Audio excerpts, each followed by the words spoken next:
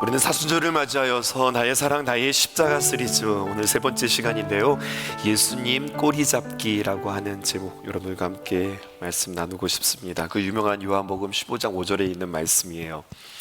이 말씀 묵상하는데 예전 교회학교 시절에 우리가 교회 예배당에 가서 불렀던 찬양이 생각났어요.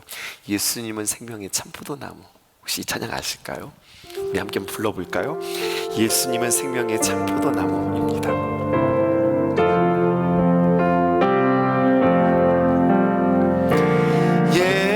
예수님은 생명의 참포도나무,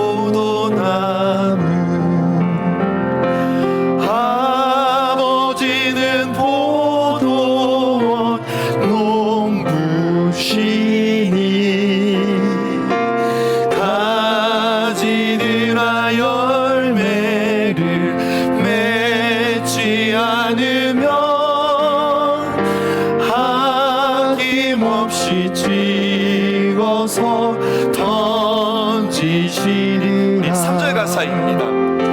사랑하는 가지야 내 안에 있어 무엇이나 원하면 이루어지리니 씩씩하게 자라고 높이 뻗어서 하늘나라 열매를 많이 맺어라. 옛날 교회학교 시간 생각나시죠? 우리가 함께 불렀던 찬양인데요, 요한복음을 보게 되어지면 요한복음의 특징이죠. 나는 누구누구라. 예수님께서 자기 스스로를 직접 선언하시면서 나는 누구누구이다 라고 선언하시는 장면이 나옵니다. 몇 번 등장한다고 그랬죠? 7번 등장하는 겁니다. 그런데요, 이 7번의 선언 가운데 나는 포도나무다 라고 하는 이 선언은 맨 마지막인데, 이 맨 마지막인 선언이 다른 앞에 있었던 6가지 선언과는 달리 더 특별한 무엇인가가 있습니다. 그 특별한 것이 무엇인가 하면은요, 앞에 있었던 그 6개는 다 예수님과 나와의 관계 속에서 예수님이 어떤 분이신지 우리에게 이야기해요. 더 쉽게 말하면 예수님은 나의 생명, 나의 빛, 양의 문이라고 했으니까 예수님은 나의 구원의 문, 나의 선한 목자, 나의 부활과 생명, 또 나의 길과 진리와 생명이시다, 이렇게 되어지거든요. 근데 마지막 7번째는 뭐냐면 예수님은 나의 참 포도나무, 이렇게만 끝나는 것이 아니라 한 걸음 더 나아가 예수님과 우리 사이뿐만 아니라 동시에 하나님에게 연결되어진 것을 더 우리에게 이야기해줘요. 예수님은 나의 참 포도나무, 그리고 내 아버지는 농부시다, 이렇게 이야기해요. 하나님까지 이야기해요. 확인해 보실까요? 요한복음 15장 1절에 있는 말씀입니다. 우리 함께 읽어보실게요. 시작. 나는 참 포도나무요 내 아버지는 농부라. 네, 그래서요, 오늘은 2가지를 살펴보실 텐데요. 첫 번째, 참 포도나무이신 예수님, 그리고 또 한 가지는 내 아버지이신 농부, 이거를 생각하고 우리가 그분께 어떻게 잘 속할 수 있을까, 그분께 잘 어떻게 붙어 있을 수 있을까, 이것들을 여러분들과 함께 나누고 우리 한 주간 또 그렇게 한번 살아보는 겁니다. 첫 번째, 예수님은 생명의 참 포도나무, 이렇게 이야기하십니다. 갑자기 그런 생각 드는 거 있죠. 많고 많은 나무 가운데 왜 하필이면 포도나무셨을까? 운치 있는 소나무도 있고, 또 곧은 대나무도 있고, 은은한 은행나무도 있고, 또 그늘 깊은 느티나무도 있고, 세상에 걸출한 많은 나무들이 있는데 왜 하필이면 포도나무였을까 생각했어요. 포도나무 머릿속에 한번 떠올려 보세요. 별로 건강해 보이지도 않고 똑바로 서지도 못하고 높지도 않은 포도나무. 여러분, 포도나무의 본질은 어디에 있냐면 모양과 크기에 포도나무는 승부를 걸지 않습니다. 포도나무다 하면 무엇일까요? 무조건 열매에 승부를 거는 거예요. 열매를 위해서 심겨진 나무라고 하는 거죠. 키도 작아요. 모양도 없어요. 줄기는 엉성해요. 그래도 괜찮아요. 그럼에도 불구하고 포도 열매만 많이 맺으면 포도 열매는 사랑받을 수 있겠죠. 포도나무, 이것도 사실은 틀린 말이에요. 여러분, 포도나무, 나무라고 하는 tree라고 하는 그 말이 이 포도나무에는 어울리지 않습니다. 나무가 무슨 나무예요? 오히려 여러분 그 영어 단어 가운데 vine이라고 있죠. 덩쿨이라고 하는 표현이 더 어울려요. 그래서 사실은 포도 덩쿨, 이게 더 정확하게 그 포도나무를 표현한 것이라 할 수 있어요. 예수님은 말입니다, 굳이 많고 많은 나무들 가운데에서 포도 덩쿨을 그게 바로 나다라고 이야기한 것에는 예수님이 의도한 바가 있어요. 고집 부리시는 거예요. 왜 그럴까요? 포도나무를 한번 생각해 보시면은요, 가지에 포도송이가 주렁주렁 매달린 그 포도가지요. 근데 예수님은 뭐라고 이야기하면 그냥 나는 포도나무야 이렇게 얘기하지 않으셨어요. 나는 참 포도나무야 그렇게 이야기해요. 그러면 질문, 참 포도나무가 있으면 그러면 거짓 포도나무도 있어요? 성경에 보니까 그렇다는 거예요. 참 포도나무도 있고 거짓 포도나무도 있다는 거예요. 구약 성경의 말씀을 배경으로 하면 누구를 말하는 거냐? 이스라엘 백성들, 그들은 거짓 포도나무라고 그렇게 이야기하고 있어요. 본래 그들 처음부터가 거짓 포도나무는 아니었어요. 참 포도나무였습니다. 그리고 그들을 향한 하나님의 귀한 기대가 있었습니다. 그들의 생명 가운데 뿌리를 내리고 잘 살아가기를 원했는데, 뿌리를 내리는데 생명의 뿌리를 내리는 것이 아니라 죄 가운데 뿌리를 내리는 거예요. 하나님께서 그들을 어떻게 하셨어요? 이스라엘 백성들을 애굽에서 건져내요. 그들을 출애굽시키잖아요. 마치 이것을 머릿속에 이렇게 떠올려요. 애굽에 심겨져 있는 그 포도를 여러분 뽑아내서, 잘 뽑아서 가나안이라고 하는 곳에 잘 심겨서 여기서 잘 자라라. 생명되게 살고 생명을 전하며 약속의 땅 가나안에서 젖과 꿀이 흐르는 그 땅에서 멋지게 살아라 사명을 주셨지만, 가나안 땅에서 이스라엘 백성들은 어떻게 되었나요? 생명을 하나님께 닿지 않고, 좀 추상적으로 표현할까요? 저 구체적으로 표현하면 그들이 하나님을 예배하지 않고 우상을 섬겨요. 우상을 섬기는 이유가 있습니다.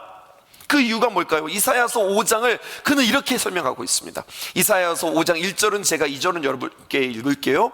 내가 사랑하는 자를 위하여서 노래하되 내가 사랑하는 자의 포도원을 노래하리라.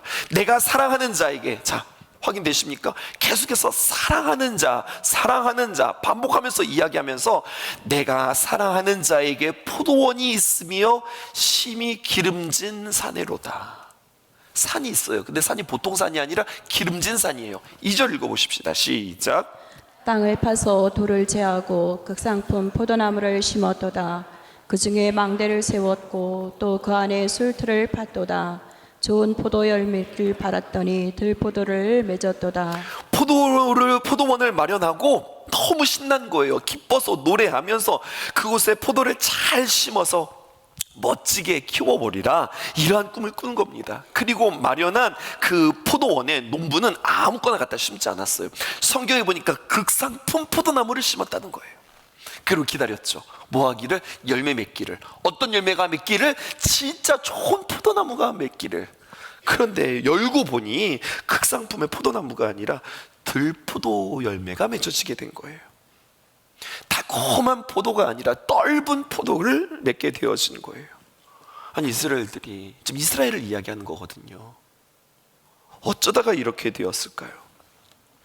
이스라엘 백성들은 원하는 게 있었습니다. 가나안 땅에 들어가면서 원하는 것, 그것은 뭐냐? 애굽을 생각하는 거죠.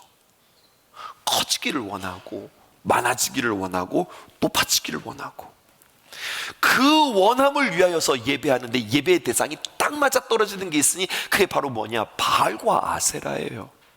우리가 원하는 많아지고 커지고 높아지고 그런 것들을 잘 충족시켜 줄 수 있는 신이 우리 하나님 말고 눈에 직접 보이고 뭔가 그럴듯한 신이 보이는데 그게 바알과 아세라입니다. 바알은요 번영의 신이에요. 아세라는 다산의 신이에요. 옛날에는 그랬잖아요. 많이 낳는 것이 그게 복이라고 생각했어요. 번영과 다산을 선택합니다. 그리고 그것에 대하여서 예배합니다. 오해하지 마시자고요. 여러분, 번영과 다산이 나쁜 것이 아닙니다. 원래 이것은 하나님의 뜻이었습니다.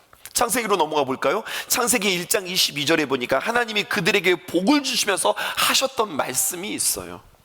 생육하고 번성하여 여러 바닷물에 충만하라, 새들도 땅에 번성하라 하시니라. 여러분, 생육하고 번성하고 충만하라, 이 말을 다른 말로 표현하면 번영과 다산이에요. 다를 바 없어요. 우리에게 주어진 하나님의 축복의 내용과 바알과 아세라가 말하는 그 축복과 다르지 않다고요. 그런데 분별하셔야 돼요. 하나님은 그 복은 번영과 번성과 생육과 충만은, 그걸 우리에게 주시는 이유는 그것을 너희에게 은혜로 줄 테니, 창세기 12장에 아브라함에게 하셨던 말씀, 너는 뭐가 되라고요? 그거 가지고 누리면서 살아가 아니라 너는 복이 될지라. 이게 하나님의 꿈이었어요. 너는 유통하는 자가 되라. 너 딜리버리가 되었으면 좋겠어. 하나님의 귀한 복이 너를 통하여서 흘러가기를 원해. 이게 너의 사명이다. 이게 하나님께서 그들을 가나안 땅에 심으신 하나님의 꿈이었다고요. 그런데 그 하나님의 기대를 망각합니다. 생명 나눔이 아니라 생명 체험을 위해서 계속 내 것으로 채우고 욕심 부리고 더 많아지고 더 커지고 더 높아지는 마음 때문에 결국 그들이, 내용은 비슷한데 뿌리를 잘못 두는 바람에 그들의 인생의 열매는 들포도 열매에 불과하게 되었다는 거예요. 쓴 포도, 떫은 포도를 맺게 되어진 거예요. 그런데 이야기는 여기서 끝나지 않아요. 그것에 대하여서 하나님은 누구시라? 농부시라 라고 이야기하면서 2절에 이렇게 기록합니다. 2절 읽어보실게요. 시작. 물은 내게 붙어 있어 열매를 맺지 아니하는 가지는 아버지께서 그것을 제거해 버리시고, 무릇 열매를 맺는 가지는 더 열매를 맺게 하려 하여 그것을 깨끗하게 하시느니라. 여러분, 앞에서 우리 노래했잖아요. 얼마나 멋진 노래였어요. 예수님은 생명의 참 포도나무, 아버지는 포도원 농부시니. 선율은 아름다운데 가사는 조금 무서워요. 가지들아 열매를 맺지 않으면 아낌없이 찍어서 던지시리라. 우리가 이런 노래를 불렀다고요? 앞에는 몰랐는데 가만히 생각해 보니까 이거 조금 두려운 노래 아니에요? 오늘 아버지가, 농부이신 아버지가 하시는 일이 두 가지가 등장하는데, 첫 번째는 열매를 맺지 아니하는 가지는 그것을 제거해 버린다. 두 번째, 열매를 맺지 않는 열매를 맺는 가지는 그것을 깨끗하게 하신다. 그러니까 우리는 이렇게 해석이 되는 거예요. 두려움이 오는 거예요. 열매 없는 내 인생, 열매 없는 내 신앙이라면 하나님께서 가차없이 자르신다. 찍어서 번지신다. 이것만 끝나지 않아요. 뒤에는 더 무서운 표현이 기록되어져 있어요. 15장 6절 하반절 보실까요? 밖에 버려진 것으로 아니라 끊어졌으니까 마르게 됩니다. 그랬더니 사람들이 그것들을 모아다가 불에 던져 사르느니라. 마치 지옥이 연상되어지지 않아요? 유황불이 여러분들 생각나지 않아요? 내가 구원에 합당한 열매를 못 맺으면 내가 구원으로부터 탈락되어질 뿐만 아니라 지옥에 던져져서 제거해버린다. 여러분, 이 말처럼 두려운 말이 없고 무서운 말이 없는 것 같아요. 그런데 자, 집중해 보세요. 언제나 설교에는 반전이 있어요. 여러분, 이것을 잘 알고 가셔야 돼요. 제거한다 라고 하는 말이 원어로 아이로라고 표현하고 있는데요, 이것은 제거한다, 잘라서 버린다, 없앤다 이런 뜻이 아니라 아이로. 전에도 한번 이거 설명한 적이 있어요. 무슨 뜻이냐면 집어 올린다라고 하는 뜻이었어요. 출애굽기에 여러분 건져 올린다라고 하는 이름을 가진 자가 있습니다. 누구입니까? 모세입니다. 여러분, 그 이름이에요. 이스라엘에서 포도를 키울 때 말입니다, 1년의 줄기가 작게는 2m에서 길게는 4m까지 길어진다고 하니 가지가 계속해서 얇은 가지가 자라나게 되어지면 스스로의 힘으로 버티지 못하고 당연히 축축 처지고 당연히 땅바닥에 닿죠. 바닥에 닿아 있는 그 가지들을 농부는 어떻게 하는 겁니까? 일일이 다 끌어올리는 거예요. 이게 제거한다라고 하는 뜻이에요. 문제는 농부가 만약에 게으르다 그래서 방치하고 내버려 두면 어떻게 되느냐? 먼지가 쌓이고 흙이 묻고 그 다음엔 습이 더하면서 거기에 팡이 생기면서 곰팡이가 생기면서 썩기 시작하는 거예요. 그래서 여기에 농부의 역할이 나오는 겁니다. 무엇입니까? 일일이 끌어올리는 것뿐만 아니라 또 목자의 또 하나의 과업이 있는데, 물을 가져다가 곳곳에 다니면서 가지마다 포도밭을 돌아다니면서 가지들을 찾아요. 그리고 들어올린 다음에 깨끗이 씻어주지요. 그 다음에 울타리에 매주거나 위에 묶어주죠. 그러면 다시 열매를 맺게 되어지는 거예요. 그러니까 오늘 본문을 잘 보시면서 이것을 보실 때 우리는 한 가지가 떠올라요. 들어올려지셨다. 그리고 자신의 모든 피와 물로 씻으셨다. 예수님의 십자가의 사건과도 같이 연관이 되어지는 것 같아요. 2절 다시 한번 보실게요. 이것을 생각하고 물은 내게 붙어 있어 열매를 맺지 아니하는 가지는 아버지께서 그것을 제거해 버리시고, 근데 그러나 물은 열매를 맺는 가지는, 이렇게 만약에 접속사가 붙으면은 but 이렇게 붙어야 될 것 같죠. 근데 영어 성경에 보니까 but이 아니에요. and예요. 그러니까 앞에 작업과 뒤의 작업은 같이 연관이 있는 겁니다. 물은 내게 붙어 있어. 어디에 붙어 있는 거예요? 예수님께 붙어 있는 거예요. 예수님을 믿고 예수님께 붙어 있으면 그 이야기는 구원받는다는 이야기예요. 믿음으로 예수님께 접붙여져 있으면 구원받은 자들인데, 그런데 왜 열매를 맺지 못해요?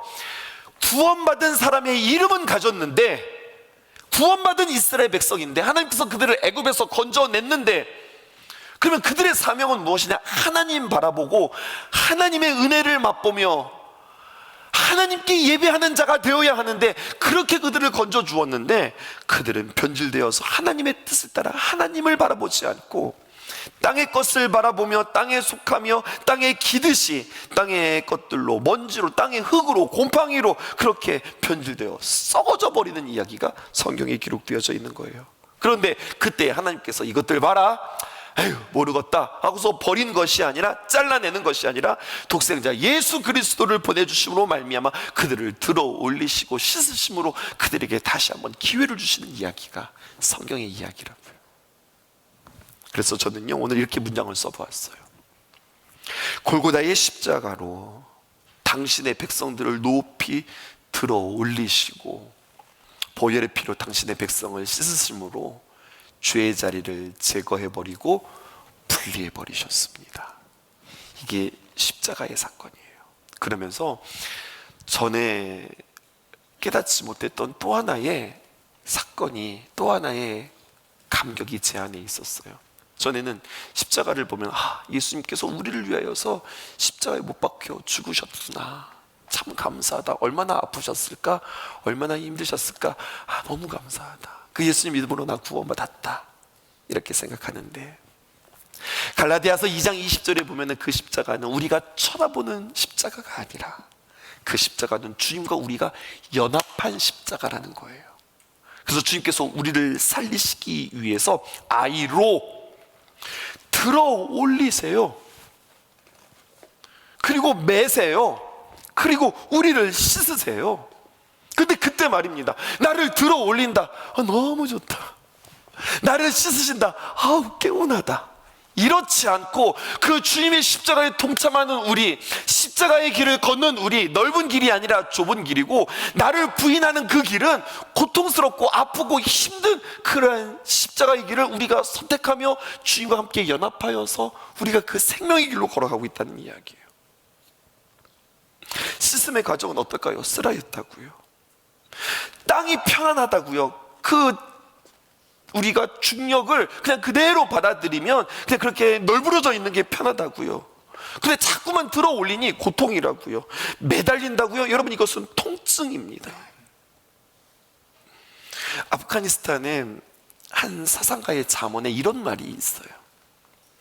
한 번 문지를 때마다 그렇게 투덜거리면 어떻게 내 거울을 닦으란 말이냐? 화장실 청소하면서 이 생각 났어요. 이게 화장실에 거울이 왜 이렇게 더러워졌어? 그러면 여러분 뭘로 닦으세요? 신문지를 구겨서 혹은 린스 뭐 어떤 걸 통해서 이것을 막 구겨가지고 막 닦는데 거울이 이야기하는 거예요. 좀 그만 좀 문대라고, 아파 죽겠다고. 야, 한 번 문지를 때마다 그렇게 투덜거리면 어떻게 그 내 거울을 닦으란 말이냐? 박박 문지를 때 아프더라도 어떻게 되는 거예요? 참아야지요. 맑아지고 밝아질 뿐만 아니라 깨끗해져서 더 많은 열매를 맺게 되어지니까. 그러니 올리시고 닦으실 때에 여러분 버티는 것도 중요하지만 더 중요한 것, 그렇게 내가 주님과 이렇게 딱 붙어 있어서 나는 포도나무? 그러면 포도나무의 본질은 뭐냐고요? 열매를 맺는 삶들을 살아가야 된다는 이야기예요. 우리가 주님과 동행 40일의 귀한 여정 속에서 나는 맞아, 너무 감사하다, 예수님 나를 위해서 죽으셨대, 감사해, 이것이 아니라 주님께서는 우리에게 그 훈련에, 그 고난에, 십자가의 길로 주님께서 우리를 초청하시며 구경하고 바라보는 자가 아니라 동참하여 너의 삶에 예수 그리스도의 생명의 귀한 열매가 맺어지기를 원한다고 우리에게 말씀하시는 거예요. 그러면서 주님께서 우리에게 이렇게 이야기합니다. 나는 참 포도나무, 우리 아버지는 농부라면 너는 뭔 줄 알아? 너는 예수 그리스도의 가지다, 이렇게 이야기하는 거예요. 이제 우리는 이 말씀을 듣고 한 주간 어떻게 살지를 한번 점검해 보는 겁니다. 4절입니다. 내 안에 거하라, 나도 너희 안에 거하리라. 그러면서 내가 주님 안에 거한다, 내가 주님 안에 있다라고 하는 것을 이렇게 풀어주고 있어요. 가지가 포도나무에 붙어 있지 아니하면 스스로 열매를 맺을 수 없음 같이 너희도 내 안에 있지 아니하면 그러하리라.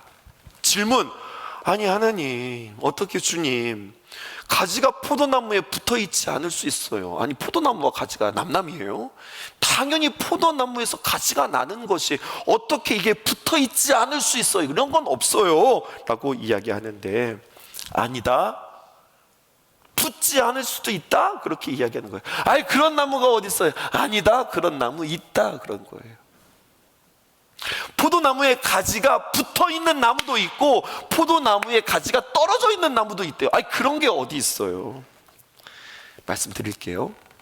원래 나무가 만들어질 때 그 나무로부터 자연스럽게 생성되어지는 가지가 있죠. 떨어질래야 떨어질 수가 없죠. 이게 원래 가지예요. 근데 이런 가지 말고 그 당시에도요, 어떤 가지가 있느냐? 여기 좀 원예학과 박사님들이 계셔가지고 내가 이거 뭐라고 설명을 못 하겠네요. 그냥 상식선에서만 이야기할게요. 뭐냐면 박사님이 너무나도 이렇게 진지하게 바라보고 계셔서 뭐가 있냐면, 그 당시에도 젖붙임이 있었대요. 젖붙임 말이에요. 젖붙임이 그 당시에도 이 기술력으로 있었다는 거예요. 그래서 젖붙이면은, 그러면 그 나무의 그 생명력과 그 열매가 그 젖붙여진 나무에서도 그대로 잘 자란다는 거예요. 놀라운 사실은요, 이 젖붙이기가 로마서에 기록되어져 있어요. 보실까요? 로마서 11장 17절입니다. 또한 가지의 얼마가 꺾였는데, 여러분 가지가 꺾였어요? 그럼 끝장난 거예요. 꺾였으면 죽는 거예요. 그런데 그 꺾인 그 가지가 돌감람나무인 내가, 이스라엘 백성들 아니에요? 타락하고 변질된 그 돌감나무인 내가 그들 중에 젖붙임이 되어 참 감람나무 뿌리의 진액을 함께 받은 자가 되었음즉. 너 돌감나무이잖아. 그래 네가 젖붙여졌어. 그럼 넌 그 순간 참 감람나무의 뿌리의 진액을 함께 빨아들여서, 너의 이름은 돌감나무지만 너의 습성과 너의 열매와 너의 모든 것들은 참 감람나무가 되는 거야. 이렇게 이야기하는 거죠. 그러니까 여러분, 젖붙인 가지, 이것도 진짜 가지라는 거예요. 근데 모든 젖붙인 가지가 다 진짜 가지가 되느냐? 아니에요. 진짜 딱 붙어 있어야 이게 진짜 가지가 되는 거고, 떨어지면 붙어 있어 보이나 그것은 아니라는 이야기입니다. 자, 이제 이 이야기를 우리의 삶 가운데 구체적으로 적용해 볼까요? 내가 주님 안에 있을까요? 내가 주님 앞에 그냥 정말로 딱 붙어 있을까요? 그걸 어떻게 알 수 있을까요? 세 가지를 통해서 알 수 있습니다. 첫 번째는, 그렇구나, 내가 정말로 주님 앞에 이렇게 딱 붙어 있어야 되겠구나 라고 하는 열망과 소망이 내 안에 있냐라는 이야기예요. 이것을 저는 이렇게 질문하고 싶습니다. 여러분들은 교회에 얼마나 단단히 붙어 있을까요? 교회에 붙어 있으면 여러분 겉보기에는 잘 붙어 있는 것 같아 보이지만 열매가 없습니다. 우리는 교회에 붙어 있는 사람들이 아니라 예수 그리스도에게 붙어 있는 사람이어야 합니다. 아멘이실까요? 그러면 교회에 붙어 있는 사람들은 어떤 사람들일까요? 우리를 돌아볼까요? 어느새 습관, 전통, 관습 때문에 교회에 붙어 있어요. 부모님 때문에 붙어 있을 수도 있어요. 직분 때문에 붙어 있을 수도 있어요. 아니면 교회에 붙어 있으면요, 사람들이 많으니까 어떤 현실적인 유익들이 우리에게 있어요. 그래서 세간에는 그런 말들도 있대요. 장사를 하려면 교회를 나가라. 그런 말들도 있대요. 또 그럴까요? 외롭고 심심해서 교회에 붙어 있을 수도 있고요. 어떻게 하죠? 오늘 점심 안 먹는데 교회 밥 먹으려고 교회에 붙어 있을 수도 있어요. 당신이에요? 여러분, 교회에 붙어 있어서 사람들 사이에서 교제하고 또 서로 도움이 되고 그런 경우가 나쁜 것은 아니라고 봐요. 아름다운 관계이죠. 그런데요, 예수님께 붙고자 하는 마음이 있는가? 이게 열망이 내가 붙어 있다고 하는 뜻이고요. 그리고 여러분, 예수님께 붙어 있으면 어떻게 될까요? 열매를 맺는다니까요. 내가 제대로 주님께 붙어 있는가? 그러면 나의 삶 속에 예수님의 열매, 다른 말로 표현하면 성령의 아름다운 성품의 열매가 나에게 있는가? 이것을 통하여서 우리는 붙어 있다, 붙어 있지 않다 점검할 수 있는 거예요. 마지막 한 가지 더 있습니다. 그것은 무엇이냐? 내가 주님 안에 있다, 내가 주님 앞에 붙어 있다. 이것을 어떻게 알 수 있을까요? 요한복음 15장 7절입니다. 함께 읽어보십시다. 시작. 너희가 내 안에 거하고 내 말이 너희 안에 거하면 무엇이든지 원하는 대로 구하라. 그리하면 이루리라. 너희가 내 안에 거한다, 딱 붙어 있다라고 하는 것은 주님, 내가 정말로 내가 주님께 붙어 있고 싶어요, 내가 말씀에 내가 붙어 있고 싶어요 라고 하는 것을 통하여서, 두 번째, 그랬더니 나의 삶에 맺어지는 열매, 성품을 통해서, 세 번째 한 가지 또 무엇을 할 수 있느냐? 주님 안에 내가 딱 붙어 있으면 그 주님의 말씀이 내 안에 거해요. 주님의 말씀이 생각이 나서 그 말씀에 우리가 그 이끌림을 받는 삶들을 살아가게 되어지는 거예요. 말씀에 따라 주님 안에 머물고 그 안에 비로소 거하게 되어지는 것, 이것을 주님께서 우리에게 말씀하는 겁니다. 나의 사랑, 나의 십자가 시리즈 세 번째, 오늘 그래서 여러분들에게 이렇게 던지고 싶어요. 주님의 여러 가지 많은 말씀들이 있지만 특별히 십자가를 묵상하고 여러분들과 함께 이 포도나무를 묵상하면서 주님의 말씀에 이러한 단어들을 뽑아낼 수 있었어요. 추출할 수 있었어요. 그것은 바로 뭐냐? 예수님의 꼬리 잡기라고요. 그리고 사진 하나를 여러분들에게 보여드립니다. 오늘 변함없이 십자가가 하나 서 있는데요, 그 십자가에 사람들이 하나씩 하나씩 이어붙이기 하고 있는 모습이에요. 앞사람을 붙잡고 뒷사람이 따라 붙고, 그리고 그 뒤에 누군가가 조심스럽게 이렇게 이어지고 있죠.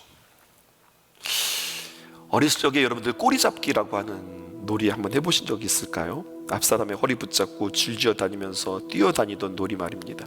그러니까 앞사람 놓치면 끊어지면 우리가 이제 죽는 거예요. 그러니까 막 이리저리 뛰어다니면서 꼬리잡기 하는 건데, 그런데 이 사진 속의 꼬리잡기는 우리가 어렸을 적에 했던 그 꼬리잡기와 좀 달라요. 그래서 예수님 꼬리잡기라고 이름을 붙인 거예요. 십자가를 붙잡고 한 사람이 따라갑니다. 그리고 그 사람을 붙잡고 한 사람이 따라옵니다. 지금 달리기가 아니에요. 막 이렇게 저렇게 분주하게 뛰어다니는 게 아니에요. 혼자 달리는 경주가 아니라 함께 붙잡고 이어가는 동행이에요. 아까도 말씀드렸죠. 내가 주님을 사모한다, 주님 말씀 따라 살아간다, 그리고 성령의 귀한 열매를 맺는다. 그냥 맺어지는 게 아니라 거기에는 우리가 주님과 함께 연합하는, 그러니까 접붙인다는 게 이게 쉬운 게 아니거든요. 주님 말씀을 따라간다는 거 말처럼 쉽지 않은데, 이게 뭐가 쉽지 않으냐? 뭐 여러 가지가 많이가 쉽지 않죠. 하지만 쉽지 않은 것 가운데 한 가지, 오늘 여러분들과 도전하고 싶어요. 빠른 세상 속에서 예수님이 우리에게 제시하는 좁은 길, 여러 가지 많은 방법들이 있는데 그 중에 한 가지는 바로 무엇이냐면요, 때로는 느리게, 때로는 천천히.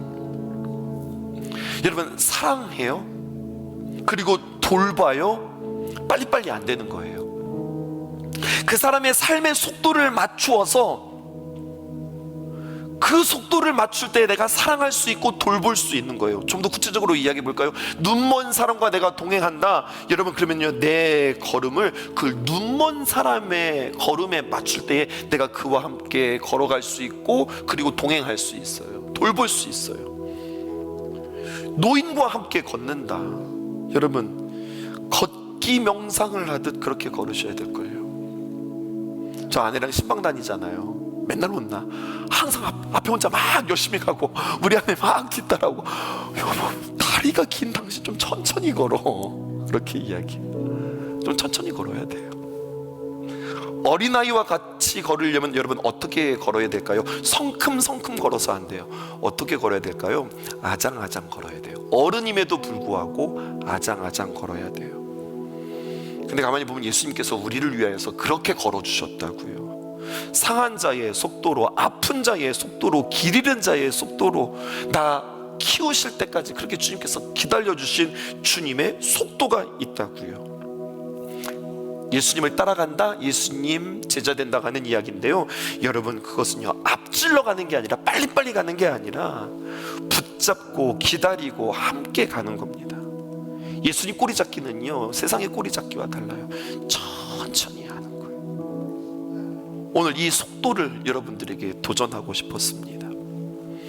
앞으로 고난주간이 한 보름 남았는데요, 광고 시간에도 이야기했지만 고난주간에 우리는 특별한 동행을 준비해요. 고난주간에 십자가를 붙들고 간절히 부르짖으며 부지런히 기도하고 애타게 간구하는 그런 열정들도 필요하겠지만, 이번에는요, 좀 이렇게 하고 싶은 거예요. 나의 속도를 늦추고 기다리고 머무르는 시간.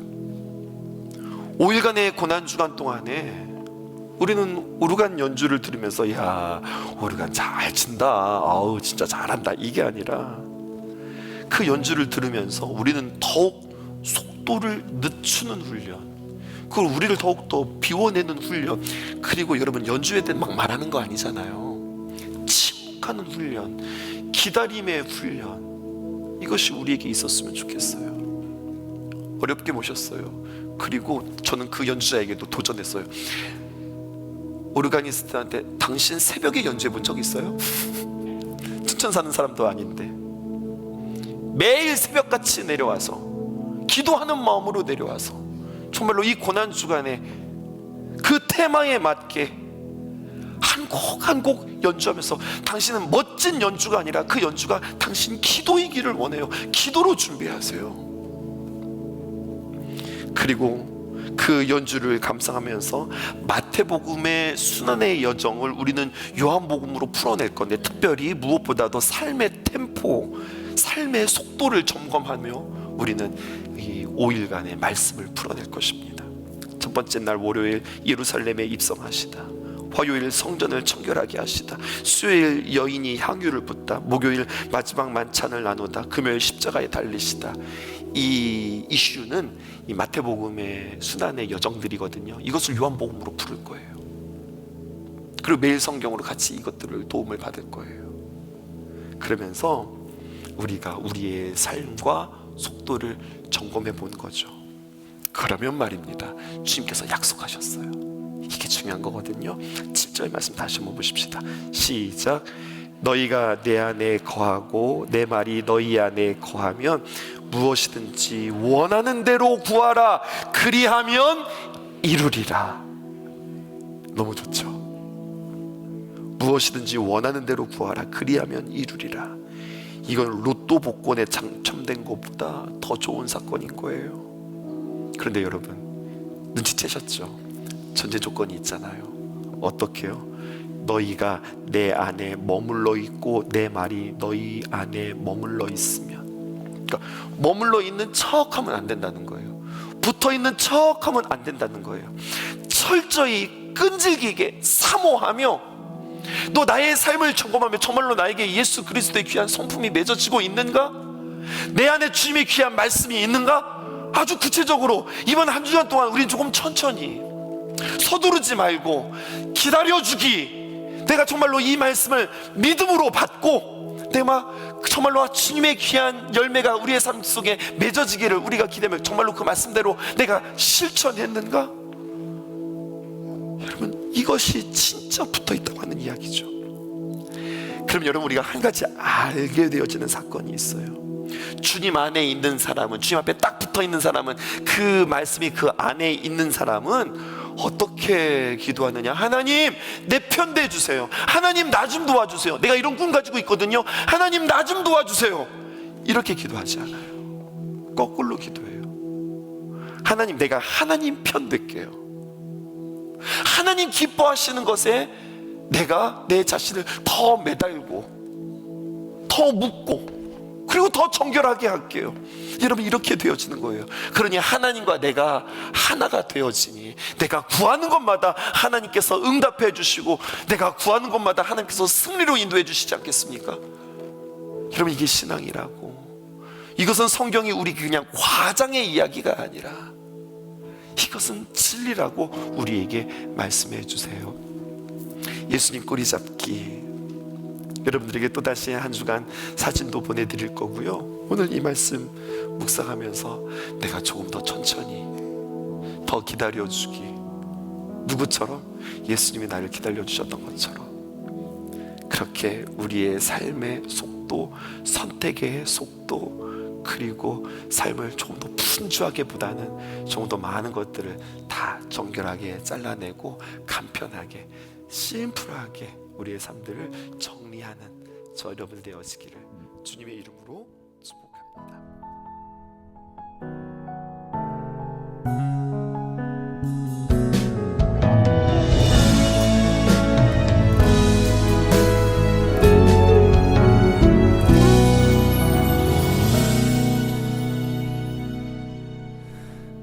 아무것도 알 수 없던 그때에 눈물밖에 드릴 것이 없을 때 괜찮다 아들아, 그저 내 안에 거하라. 나를 위로하시는 주의 음성 들리네. 아무것도 알 수 없던 그때에 눈물밖에 드릴 것이 없을 때 괜찮다 내 딸아, 그저 내 안에 거하라. 나를 위로하시는 주의 음성 들리네. 나는 포도나무요 너희는 가지니 내가 그 안에 그가 내 안에 나 거하며 살리. 주는 포도나무요 난 주의 가지니 내가 그 안에 나 거하니 내게 부족함이 없으리. 나는 포도나무요 너희는 가지니 내가 그 안에 그가 내 안에 나 거하며 살리. 주는 포도나무요 난 주의 가지니 내가 그 안에 나 거하니 내게 부족함이 없으리. 내게 부족함이 없으리.